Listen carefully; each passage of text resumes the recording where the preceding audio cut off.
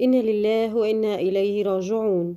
توفي قبل قليل المحلل الاقتصادي محمد نجم بعد صراع مع مرض السرطان عن عمر 33 عاما.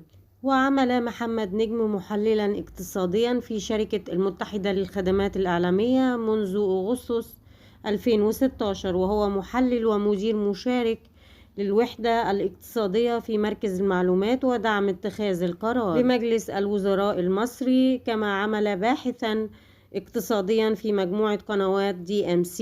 وشارك نجم في عدة مؤتمرات منها قمة مصر الاقتصادية والمؤتمر الوطني للشباب، كما شارك كمتحدث في العديد من المؤتمرات والندوات الاقتصادية. كانت آخر كلمات كتبها نجم على صفحته الشخصية على فيسبوك كلمة شكرا مش كفاية على كل بوست ودعوة وكلمة ورسالة ومكالمة وزيارة وطبطبة وحضن ودعم وصلاة ومساعدة اتعملت عشاني الفترة الأخيرة.